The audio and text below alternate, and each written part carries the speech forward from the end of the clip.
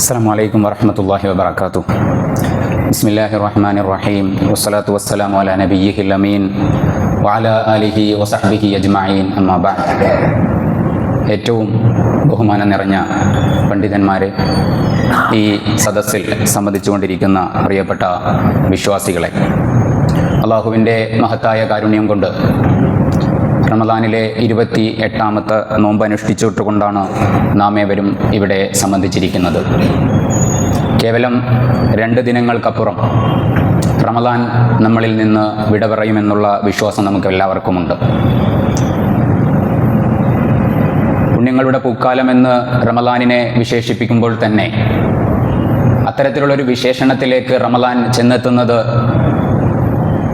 റമദാൻ മാസത്തിലാണ് പരിശുദ്ധ ഖുർആൻ അവതീർണമായത് എന്ന ഏറ്റവും പരമപ്രധാനമായിട്ടുള്ള ഒരു ചരിത്ര യാഥാർത്ഥ്യത്തിൻ്റെ പിൻബലത്തിലാണ്. മനുഷ്യരാശിയെ മുഴുവൻ അധാർമികതയിൽ നിന്ന്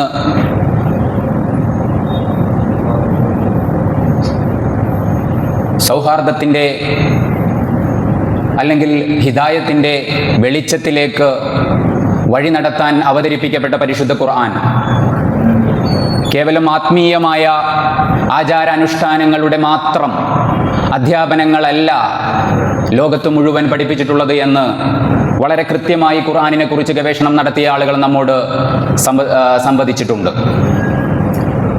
പരിശുദ്ധ ഖുർആനിൻ്റെ ഏറ്റവും പരമപ്രധാനമായിട്ടുള്ള വിഷയം തന്നെ മനുഷ്യനും മാനവികതയുമാണ്. മനുഷ്യൻ, മാനവികത എന്നീ 2 വിഷയങ്ങൾ ആധുനിക കാലഘട്ടത്തിൽ ഏറ്റവും കൂടുതൽ ചർച്ച ചെയ്യപ്പെട്ടുകൊണ്ടിരിക്കുന്ന 2 സംജ്ഞകളാണ്. ഈ വിഷയത്തെക്കുറിച്ച് സംസാരിക്കുമ്പോൾ അതിസങ്കീർണമായ കാലഘട്ടത്തിലൂടെയാണ് നാം കഴിഞ്ഞു പോകുന്നത് എന്നുള്ളത് ചേർത്ത് വായിക്കേണ്ടി വരുന്നു. ഞാൻ നേരത്തെ പറഞ്ഞതുപോലെ പരിശുദ്ധ ഖുർആനിൻ്റെ ഏറ്റവും ഗൗരവപരമായി ഖുർആൻ കൈകാര്യം ചെയ്യുന്ന വിഷയം മനുഷ്യൻ തന്നെയാണ്. മനുഷ്യൻ ആരാണ്? മനുഷ്യൻ എവിടെ നിന്ന് വന്നു? മനുഷ്യൻ എങ്ങോട്ടാണ് പോകുന്നത്?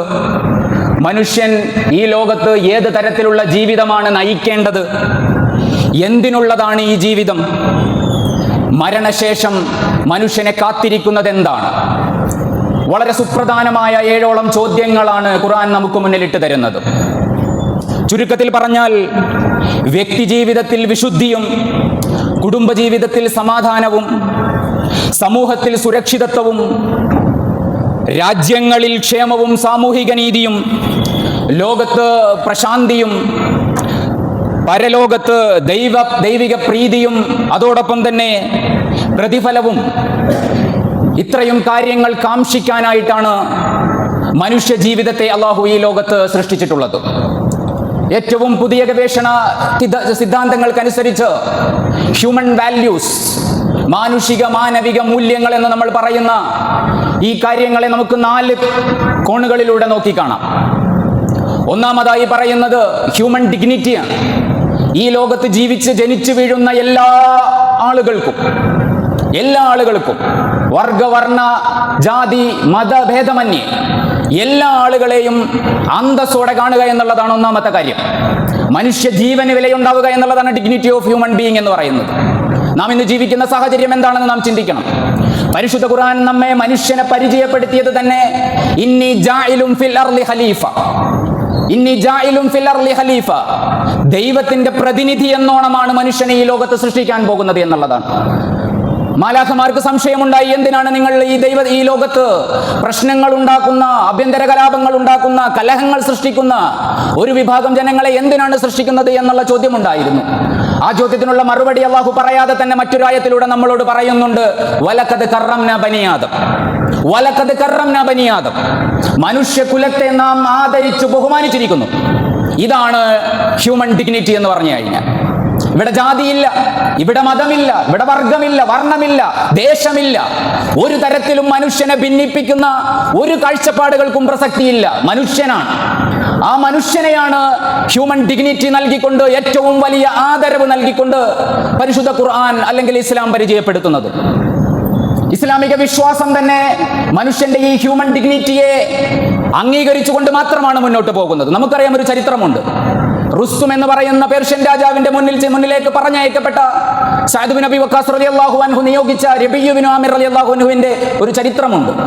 റബീഉ ബിൻ ആമിർ റളിയല്ലാഹു അൻഹു റുസ്തുമിന്റെ ഏറ്റവും മനോഹരമായ സ്വർണം കൊണ്ട് അലങ്കരിക്കപ്പെട്ട വലിയ കൊട്ടാരത്തിലേക്ക് നടന്നെടുക്കുകയാണ്.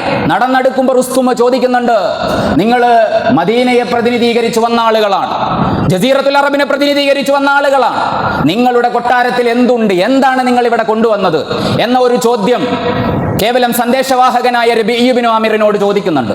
അദ്ദേഹം രാജാക്കന്മാർക്ക് സമർപ്പിക്കപ്പെടുന്ന വലിയ വിലപിടിപ്പുള്ള രത്നങ്ങളും മൂല്യങ്ങളും ഉൾപ്പെടെയുള്ള സാധനങ്ങളാണ് പ്രതീക്ഷിച്ചിരുന്നത്. റബീഉ ബിൻ ആമിറിന്റെ മറുപടി എന്തായിരുന്നു വെച്ചാൽ, അല്ലാഹു ഇബ്തഅസന ലിനുഖ്രിജ മൻ നശാഉ മിൻ ഇബാദത്തിൽ ഉബ്ബാദ് ഇലാ ഇബാദത്തില്ലാ വമിൻ ലീഖി ദുനിയ ഇലാ സഅതിഹാ വമിൻ ജൗരിൽ അദിയാനി ഇലാ അദ്ലിൽ ഇസ്ലാം. അദ്ദേഹത്തിന്റെ മറുപടി ഇങ്ങനെയാണ്, ഞങ്ങൾ ഇവിടെ അവതരിപ്പിക്കുന്ന പ്രസ്ഥാനം എന്ന് പറയുന്നത്, അല്ലെങ്കിൽ ഞങ്ങൾ പ്രതിനിധീകരിക്കുന്ന ആശയം എന്ന് പറയുന്നത്, ലിനുഖ്രിജ മൻ നശാഉ മിൻ ഇബാദത്തിൽ ഉബ്ബാദി ഇലാ ഇബാദത്തില്ലാഹ്. ഞങ്ങൾ ദൈവികമായിട്ടുള്ള കാഴ്ചപ്പാടുകളാണ് നിങ്ങൾക്ക് മുമ്പിൽ വെക്കുന്നത്. വളരെ സങ്കീർണമായ, തീർത്തും ഇടുങ്ങിയ ചിന്താഗതി മാത്രമുള്ള, മനുഷ്യരെ ആരാധിക്കുന്ന, കല്ലുകളെ ആരാധിക്കുന്ന, സംസാരിക്കാൻ കഴിയാത്ത ദൈവങ്ങളെ ആരാധിക്കുന്ന ചിന്താഗതിയല്ല ഞങ്ങളുടേത്. ഞങ്ങൾ ദൈവത്തെയാണ് ആരാധിക്കുന്നത്. ആ ദൈവം എന്ന് പറയുന്നത് ഈ ലോകത്ത് മുഴുവൻ സൃഷ്ടിച്ചു പരിപാലിച്ചു പോരുന്ന ഒരു ശക്തിയാണ്.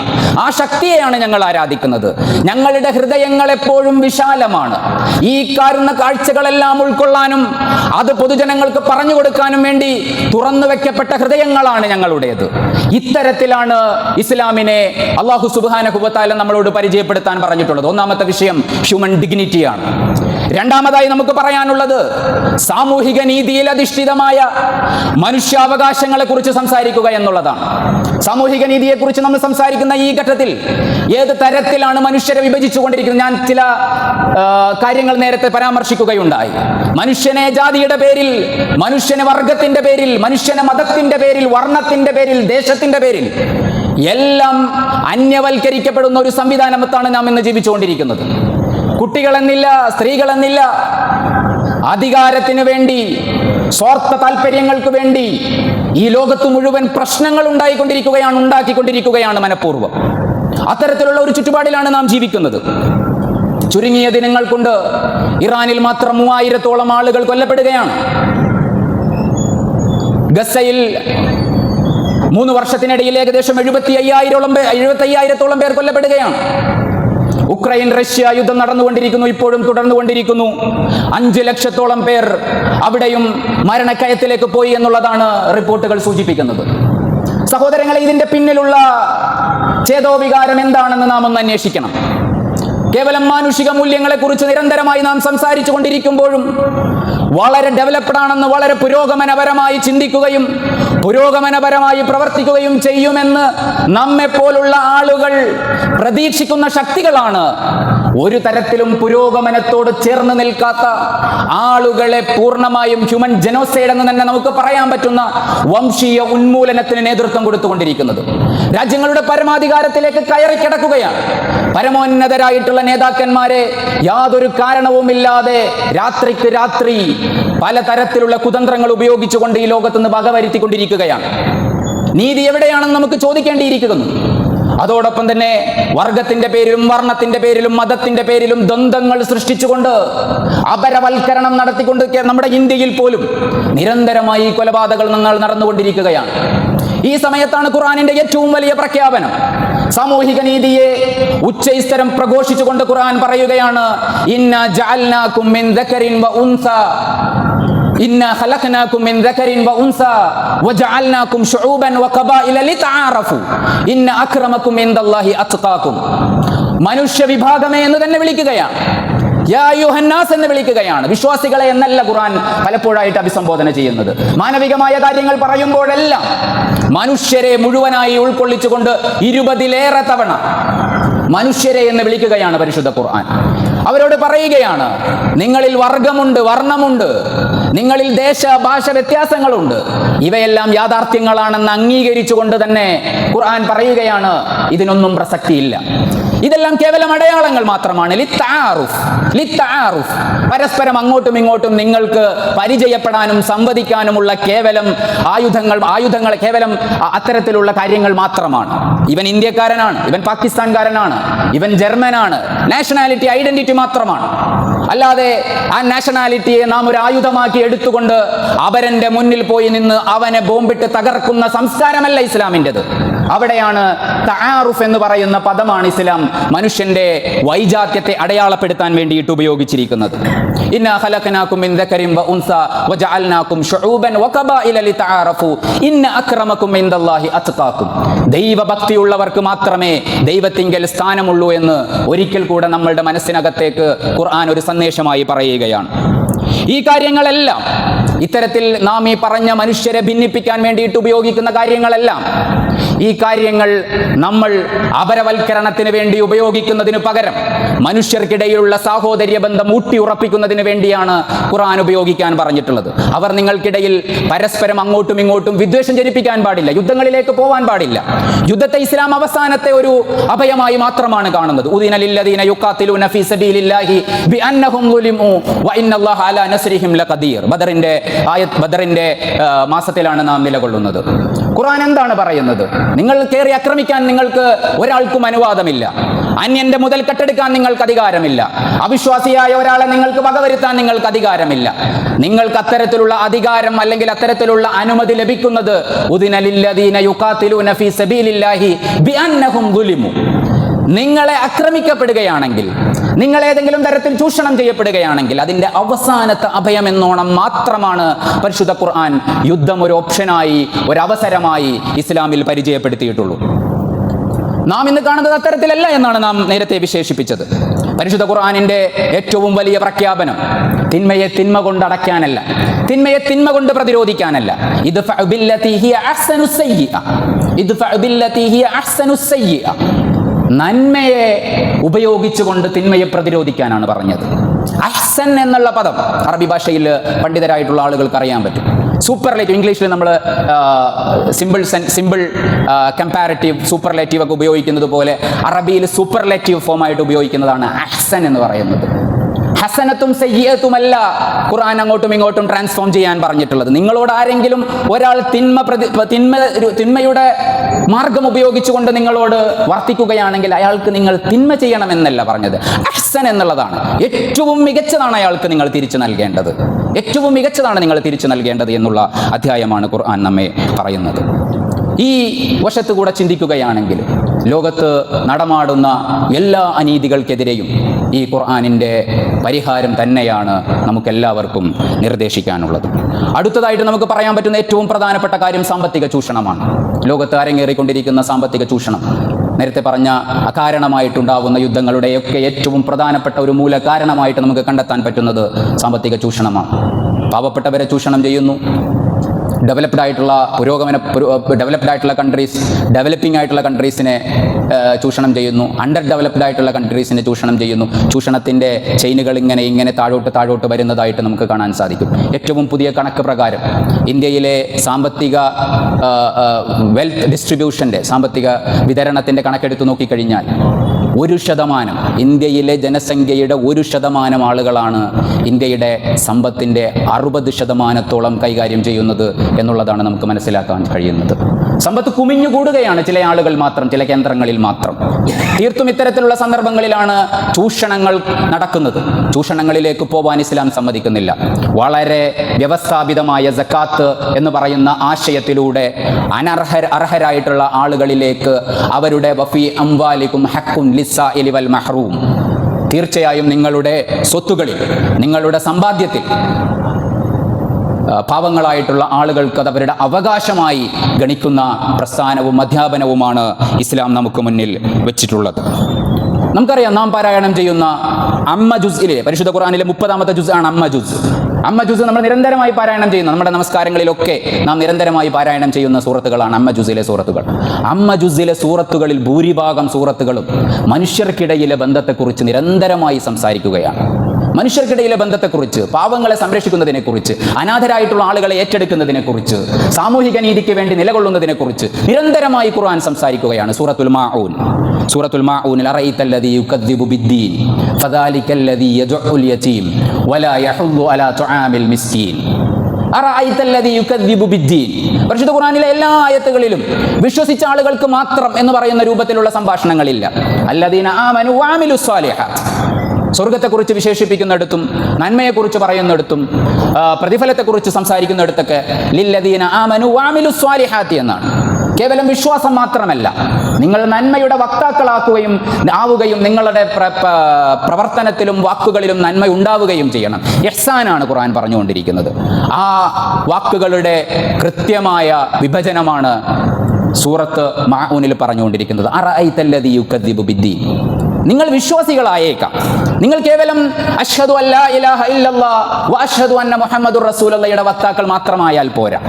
അത്തരത്തിലുള്ള ആളുകളെ കുറിച്ച് ഖുർആൻ പറയുന്നത്, ഈ ദീനിനെ കളവാക്കുന്ന ആളുകളെ കുറിച്ച് നിങ്ങൾക്കറിയാമോ? അറഅയ്തല്ലദീ യുകദ്ദിബു ബിദ്ദീൻ ഫദാലിക്കല്ലദീ യദ്ഉൽ യതീം. നിസ്കരിക്കാത്ത ആളുകൾ എന്നല്ല പറയുന്നത്, നോമ്പെടുക്കാത്തവരെന്നല്ല പറയുന്നത്.